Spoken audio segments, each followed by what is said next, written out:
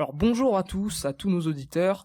Aujourd'hui on s'attaque à une édition spéciale dans laquelle on va s'intéresser à la célèbre saga Harry Potter, qui a un lore rarement autant développé et qui a su conquérir au travers des générations, les jeunes gens et les plus vieux.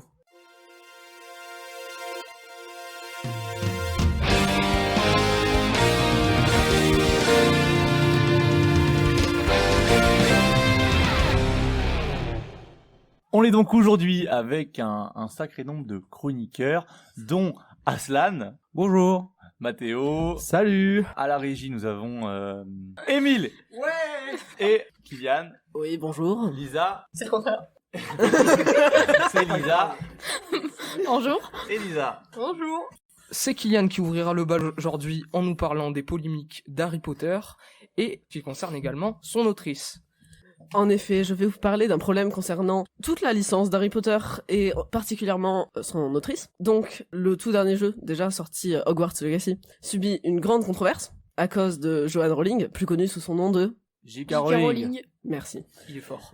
Je ne donnerai pas mon avis sur le jeu par respect pour les développeurs, certainement en RTT ou en train de dormir, mais dans ce cas-là, me direz-vous, pourquoi je fais cette chronique ? Eh bien, je suppose que vous savez, mais J.K. Rowling donne une partie de ses bénéfices à des associations transphobes. Like des tweets transphobes. Ensuite, je pense que vous savez que, il n'y a pas si longtemps, c'était Noël. Les oiseaux chantent et qu'est-ce que tout le monde dit dans cette période ? Joyeux Noël. Ou en anglais ? Merry Christmas. Voilà. Et notre cher Johan souhaite à un fan Happy Terfmas. Et savez-vous ce que signifie TERF ? Pas du tout. Absolument pas. Eh bien, c'est trans, exclusionary, radical, féministe. Voilà, la joie. C'est sympathique. Ouais, c'est pas ouf. Ce qui signifie dans les grandes lignes qu'elle exclut les femmes trans de la lutte féministe. Bon, revenons au jeu. Et donc je fais cette chronique pour parler de Sirona Ryan, présentée d'après le jeu comme une sorcière transgenre. Et devinez quoi ? Simplement une manière de se désolidariser des propos de J.K. Rowling. Sur le papier, c'est une bonne idée. Sauf que bon, malheureusement, c'est surtout une histoire de quota. Car devinez quoi, nous avons droit sur un plan d'une cinématique à Sirona, un sorcier de couleur de peau noire, et un sorcier d'origine certainement asiatique.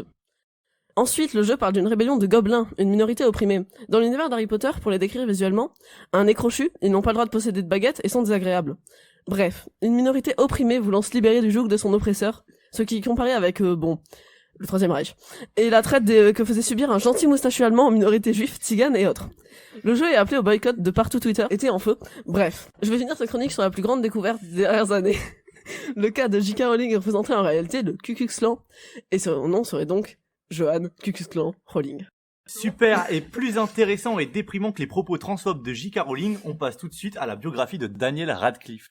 Bonjour à tous, aujourd'hui je vais vous parler d'une saga mythique de J.K. Rowling. Je parle évidemment de Harry Potter. Le Seigneur des Anneaux. Bien sûr, tout le monde connaît Harry Potter, mais derrière ces personnages mythiques de la saga, dont le fameux Harry Potter, Hermione Granger ou Ron Weasley, se cachent des acteurs emblématiques. Aujourd'hui, je vais vous parler de celui qui incarne le personnage principal, Daniel Radcliffe. Il est né le 27 juin 1989 à Londres. Ayant des parents assez conservateurs, son père était brièvement acteur et sa mère directrice de casting. Il a grandi dans une école indépendante pour garçons, Sutton Horse School. En gros, il vit une enfance normale. Il supportait l'équipe de football de Fulham en écoutant des groupes britanniques pop comme Blur ou les Red Hot Chili Peppers. Il est passionné de musique rock. Très tôt, il s'intéresse déjà au métier d'acteur et s'inscrit au club de théâtre. Il ne va pas perdre son temps et est repéré quand il avait tout juste 10 ans. Il obtient un rôle dans un téléfilm diffusé sur BBC, David Copperfield, où il va rencontrer plusieurs acteurs qu'il retrouvera par la suite sur le tournage d'Harry Potter comme Sage Maggie Smith, qui joue McGonagall, et Zoe Wanamaker, la professeure de Quidditch. Après ça, tout va s'enchaîner très vite. Après des petits rôles, même si c'est énorme pour un garçon de son âge, c'est la même année, quand il avait seulement 11 ans, qu'il joue le rôle qui va marquer sa carrière et sa vie, Harry Potter. Il venait juste de terminer le tournage de David Copperfield et il s'est rendu chez un ami qui lui a appris que des auditions se tenaient pour le rôle d'Harry Potter et qui a dû insister pour qu'il s'y rende car il ne voulait pas trop y aller. À la première audition, il a cru qu'il n'entraînait pas le rôle et qu'il avait été nul. Il a même été surpris quand on l'a rappelé pour la seconde audition. Il était tellement heureux d'avoir le rôle qu'il a pleuré de joie et s'est réveillé la nuit suivante en croyant qu'il rêvait. Il va donc arrêter ses études pour l'art et c'est là que commencent 10 années de tournage qui vont changer sa vie. Il devient ami avec Emma Watson et Rupert Grint pour 8 films qui auront énormément de succès. Il va donc grandir dans la peau d'Harry et enchaîner les tournages. Dans le 3e film, il devra même rester 41 heures sous l'eau et le tournage se passe dans la bonne ambiance. Un jour, l'acteur qui joue Sirius Black, qui était l'idole de Daniel, aurait caché un bruiteur de paix dans un sac de couchage alors que la caméra filmait. Il lui a même donné des cours de base sur le tournage du film Le prisonnier d'Azkaban. Bref, ce tournage a été 10 années extraordinaires pour Daniel. En tenant le rôle titre du premier apprenti sorcier, Daniel Radcliffe connaît une célébrité énorme dès le début, ce qui le projette au rang de superstar.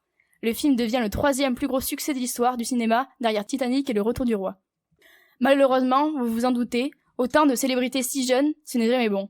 Daniel a connu un très grand succès à un très jeune âge, et ce qu'il a eu du mal à supporter. Pour se consacrer totalement au tournage, il a arrêté ses études, mais c'est aussi pour éviter les paparazzis qui le suivaient sans relâche. Très jeune, il avait beaucoup de pression sur les épaules dans une saga de plusieurs centaines de milliers de dollars, et il a dû s'adapter. La célébrité a changé son quotidien et il a fallu apprendre à gérer cette nouvelle hystérie collective.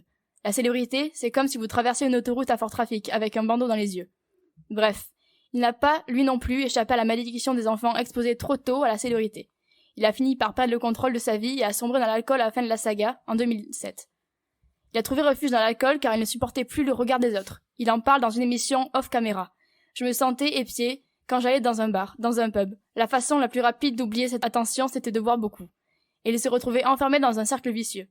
Mais rassurez-vous, il ne s'est pas laissé abattre et après plusieurs années et au moins 2 bonnes tentatives ratées, il a réussi à s'en sortir. C'est bien beau tout ça, mais après un tournage aussi long, 10 ans, et aussi prestigieux, il faut arriver à rebondir. Il a grandi sur le tournage et le retour à la vie normale, c'est compliqué. Et oui, la vie ne peut pas être faite que de magie. À la fin du tournage, il était donc angoissé. Certains journalistes ont commencé à me demander si j'estimais que mes meilleures années étaient derrière moi. Vous ne pouvez pas imaginer l'impact que ça a eu sur moi. À l'époque, je n'avais que 20 ans, un âge où on n'est pas vraiment sûr de soi. Du coup, je me suis posé un tas de questions sur mon avenir. Vous savez, l'industrie du cinéma n'est pas du genre à vous garantir un job jusqu'à la fin de vos jours. C'est un milieu très anxiogène, car il y a dans ce secteur plus d'acteurs qui attendent à côté de leur téléphone quand on leur propose un rôle que d'acteurs sur les plateaux. Mais il a vite pu rebondir, et oui, Daniel Radcliffe, ce n'est pas que Harry Potter. Il aime travailler avec des producteurs qui ne le voient pas seulement comme Harry Potter, mais reconnaissent son talent pour jouer autre chose. Il avait déjà essayé en 2007, avant la fin de la saga, avec son premier rôle non magique en 5 ans pour les besoins du drame December Boys. Il joue aussi dans Mon fils Jack et participe à une pièce Écus. En 2012, il va même jouer dans un trailer d'horreur La Dame Noire qui va avoir son petit succès. Jusqu'aujourd'hui, il va incarner des rôles et continuer sa carrière d'acteur malgré l'image d'Harry Potter qui le suivra toute sa vie. Bref, Daniel Radcliffe, c'est 22 ans de carrière, 32 films, 7 séries et 9 nominations. L'acteur qui a marqué les générations. Eh mais dis-moi, t'aurais pas vu Jacqueline? Ça fait 8 jours que je la cherche. Bon, on a dû la brûler, c'est la 3e sorcière qu'on découvre cette semaine. Ah, c'est con, hein, c'était ma femme quand même. Oui, mais c'était une sorcière. Ah. Voilà le genre de phrases qui ont dû être dites dans la ville de Salem dont nous parlerons plus tard. Commençons par faire un rapide tour de l'histoire de la sorcellerie, mais pas comme elle est enseignée à Poudlard. Bien au-delà de l'intérêt mystique que représente la sorcellerie, c'est également un réel phénomène de société qui était déjà présent au 5e siècle avant Jésus-Christ à Rome, où les enchanteurs et sorcières étaient punis de mort. Cette activité contre eux peut s'expliquer avec une origine politique ou religieuse. En effet, ces individus représentaient déjà un contre-courant, un mouvement, si l'on peut dire, qui se détachait des valeurs communes des castes dirigeantes. C'est pourquoi les rois de l'époque se méfiaient grandement de ces hommes et de ces femmes qui pouvaient propager des idées contraires à l'évidence commune. Et c'est cette principale raison qui fait que les pratiquants de magie et de potions furent persécutés à partir de la fin du Moyen-Âge. Je vais donc vous parler aujourd'hui d'une des affaires les plus connues de sorcellerie, l'affaire des sorcières de Salem. Nous sommes donc dans un petit village du Massachusetts en 1392, qui a connu une véritable massacre parmi les plus marquants de l'histoire de l'Amérique. Dans ce village où vivait une colonie puritaire anglaise, vivait le pasteur Samuel Parris avec sa nièce Abigail William et sa fille Elizabeth. Mais un jour, elle fut prise de cauchemars, de visions, qui la mettaient dans de graves états de panique, parlait une langue inconnue et était prise de convulsions. Sa cousine Abigail fut bientôt elle aussi vite prise de ce mystérieux mot. Le médecin qui ne trouva rien va donc bien évidemment conclure par une possession démoniaque et qu'elles ont sûrement été maudites par une sorcière. Après avoir été interrogées, 3 noms de sorcières vont être sortis. Sarah Good, Sarah Hobsbawm et Tituba, tous 3 issus de milieux sociaux différents. Elles ont pour point commun de n'avoir aucun soutien des villageois. Mais penchons-nous sur Tituba, qui est l'esclave de la famille Parris, qui est une amérindienne et qui pratique encore ses croyances, qu'elle raconte quelquefois à Elizabeth et Abigail. Après elle aussi avoir passé un interrogatoire plutôt musclé, elle va avouer avoir passé un pacte avec le diable, et va elle aussi donner d'autres noms de sorcières. Pendant ce temps, la maladie se propage, les rumeurs avec, et la paranoïa commence à s'installer. Une cour exceptionnelle va donc être mise en place à Salem Town pour juger les accusés. Le 10 juin 1362, Bridget Bishop devient la première personne à être condamnée à mort par pendaison de cette affaire.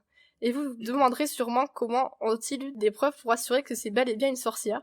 Eh bien c'est simple, on considère que les sorcières ont un spectre, qu'elles utilisent pour tourmenter les gens à distance, comme dans les rêves par exemple.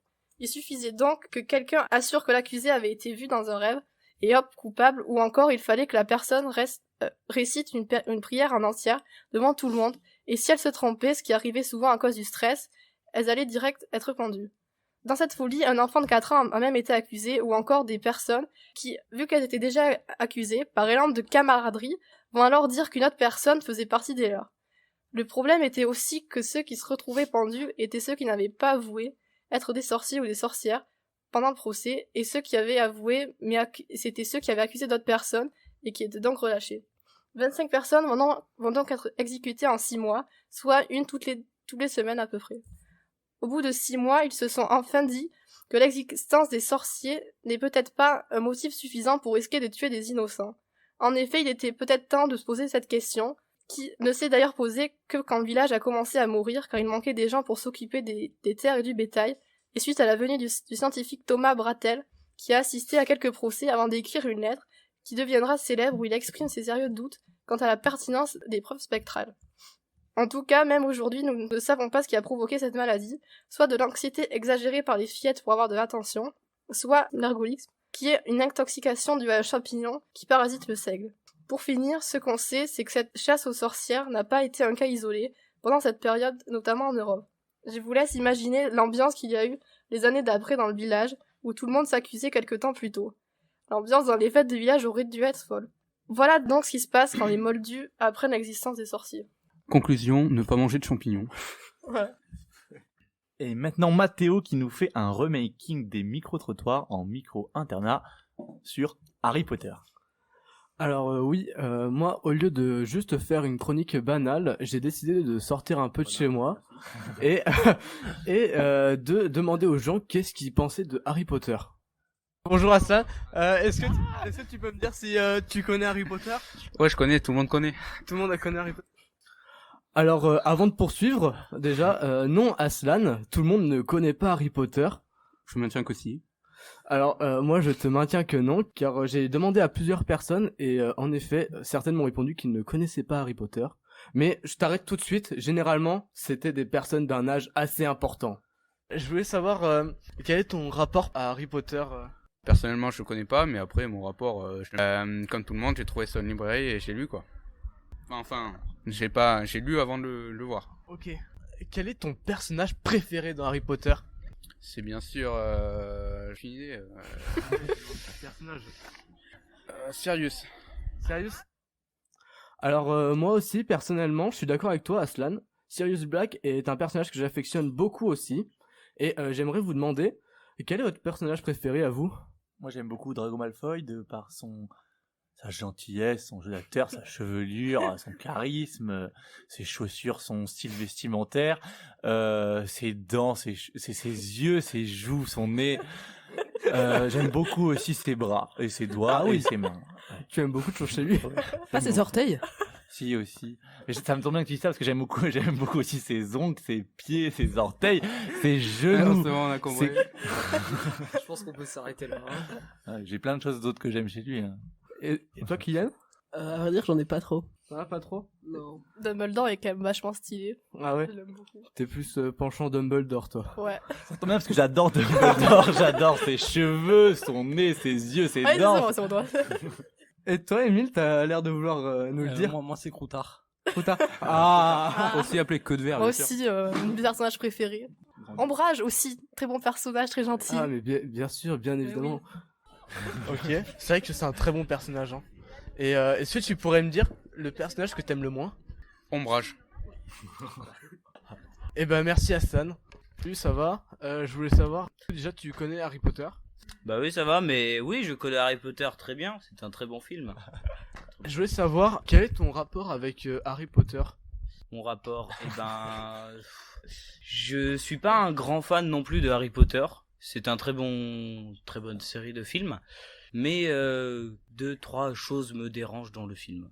Comme Certains personnages me déplaisent fortement. Ah ouais? Et oui, je pourrais en dire plus sur Ron, qui m'a très énervé. Je ne pourrais pas en dire plus sur ce personnage. Pourquoi? Vas-y, dis-moi en plus. Je trouve que ce personnage est pas inutile dans la saga, mais presque. Parce que je pense que tout le monde aimerait que Harry sorte avec Hermione. Et que je pense que Ron est quelqu'un qui dérange dans ce film. Alors, j'aimerais savoir votre avis à vous aussi, parce qu'il nous dit qu'il aurait bien aimé avoir le couple Harry et Hermione. Et vous, est-ce que vous auriez aimé avoir ce couple-là, ou le couple Ron-Hermione vous va très bien? Moi, j'aurais beaucoup aimé Hermione avec moi-même. Non, je trouve ça bizarre. Peut-être parce que je suis habituée, mais c'est bizarre. Après, il se trouve qu'il y a une théorie qui dit que Harry Ouais, ils et sont Hermione frères sont et frères et sœurs. sœurs. Donc, Après, bon. il se trouve aussi qu'il y a une théorie, comme quoi, si vous allez sur Wattpad, vous avez ce que vous voulez. Ok. T'as dit qu'il y avait plusieurs choses. Est-ce que tu peux me donner un autre exemple de ce qui te dérange dans Harry Potter? Je pense qu'on aurait pu écourter le film, les séries. Ok. Est-ce que tu peux me donner ton personnage préféré? Bah Voldemort, le grand méchant, charismatique, qui impose le respect. Alors que les petits sorciers, le Poudlard, d'ailleurs, il perd trop facilement. Alors que c'est quand même le grand sorcier de tous les temps. Et il se retrouve face à Harry, qui est un personnage très jeune, qui a très peu d'expérience. Ouais. Mais il a un peu un talent naturel de sorcier. Ouais. Ok. Et est-ce que tu peux me donner le personnage que t'aimes le moins? Bah Ron, du coup, hein, ouais, toujours. Ouais, ça reste Ron, hein. Ok, merci. Et bien de rien. Est-ce que tu connais Harry Potter déjà? Alors oui, je connais très bien Harry Potter, j'ai regardé plusieurs fois les séries, séries de films. Est-ce que tu peux me dire quel est ton rapport avec la saga Harry Potter? Mon rapport, c'est que je suis pas très fan non plus, je regarde de temps en temps, hein, quand j'ai du temps, quand l'envie me prend, mais mais oui, ça reste quand même une très bonne série. Et... T'as commencé par lire les livres, ou plutôt par regarder les films? Non, j'ai lu aucun livre, juste les films. Ok. Est-ce que tu peux me donner ton personnage préféré? Oh bah sans hésiter, sans originalité surtout Harry Potter, hein, je pense. Ouais. Après j'aime beaucoup Voldemort aussi. Ah ouais. Qui est c'est un personnage qui a beaucoup d'envergure et même si on ne doit pas prononcer son nom, je pense que ça reste quand même un des personnages mythiques de la série des films. Alors, on peut voir quand même que Voldemort a vraiment la cote auprès des gens. C'est quand même le deuxième qui le cite, et on est qu'au début de l'enregistrement. J'ai vraiment l'impression que son crâne chauve a vraiment l'air de plaire aux gens. Et pour finir, est-ce que tu peux me donner le personnage que t'aimes le moins? Le professeur Rogue, je pense. Ah ouais? Ouais. Il est un peu trop mystérieux à mon goût, bon même s'il est méchant, hein, c'est normal. Mais je le trouve pas... Bon si, il est utile quand même, mais non, je l'apprécie pas trop. Son côté mesquin me plaît pas trop. Ok.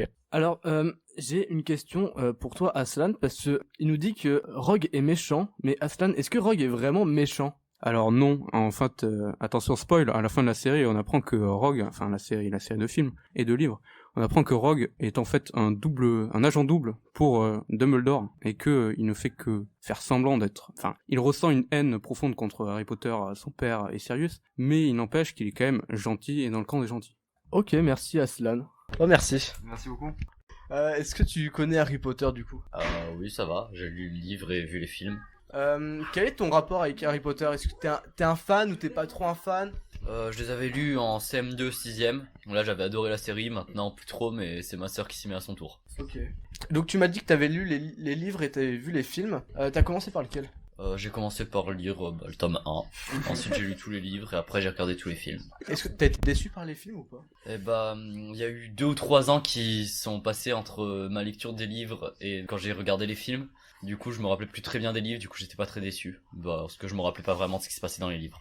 J'aimerais avoir votre avis à ceux qui ont lu et vu Harry Potter. Est-ce que vous aussi, vous avez été déçus par les films? Est-ce que déjà il y en a qui l'ont lu et vu? Je m'en rappelle pas du tout. Aslan, toi J'avoue que je me prononcerai plus tard sur le sujet, étant donné que c'est le sujet de ma chronique. Ah ouais, oui. Aslan décide de piquer notre curiosité et pas nous délivrer tout de suite ses secrets. Est-ce que tu peux me donner ton personnage préféré? J'aime bien Rogue. Rogue? Ouais. Ah, pas mal. Et est-ce que tu peux me donner le personnage que t'aimes le moins? Je sais pas, j'aime pas trop le trio Harry, Ron, Hermione. Ah ouais? Ouais. Oh, pas mal. Ça c'est original. Le trio principal? Ah ouais, ok. Bon, ok, merci. Ah, et ce sera tout pour cette fabuleuse chronique micro-trottoir de Mathéo, qui en fait a visité 2 chambres d'internat, la sienne, la moitié des témoignages, et celle d'à côté, la plus proche, et il s'est pas fait chier. On a vu tout le travail qui ont découdé, hein. Un travail d'investigation exceptionnel, en tout cas. Tout cela fait hier soir, parce qu'on entend la voix de Maxime, le pion du jeudi, et nous enregistrons un vendredi. Bravo. Il est organisé, mais pas autant que celui qui va conclure cette émission, je le rappelle, dans laquelle nous parlons d'Harry Potter. C'est Aslan qui va nous faire un petit récap des éléments qui diffèrent entre le livre et les films. Bonjour jeune moldu et bienvenue sur le chemin de ma chronique, où je vais te parler des films d'Harry Potter et des différences qu'il y a avec les livres, pour essayer de te faire connaître vraiment l'histoire de ce chef-d'œuvre. Sûrement que nombreux d'entre vous ont vu les films Harry Potter. Oui, bien sûr. Oui. Non. On a compris, Noah. Sans même ouvrir la page d'un de ses livres. Oui. Non plus. Sous prétexte de la flemme, véritable cerveau des adolescents, ou de la prétendue dureté de la lecture, qui n'est au final qu'un prétexte pour déguiser cette même flemme. Alors que pourtant, le livre a de gros avantages par rapport au film. Le premier avantage, déjà, dans un livre, même si les personnages sont décrits, on peut les imaginer au gré de notre imagination. Ce qui est quand même un bon point, car, dans Harry Potter, les personnages sont quand même très atypiques, et que les acteurs ne sont pas forcément à votre goût.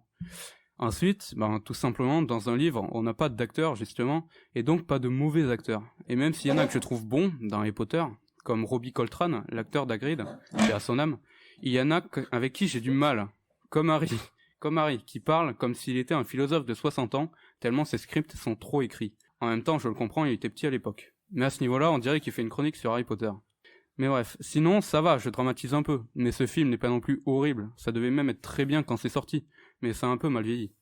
Après, ce que tu nous cites là, ça reste des détails mineurs, je veux dire. C'est vrai, c'est des points mineurs. Mais il reste quand même un point majeur que je n'ai pas encore évoqué.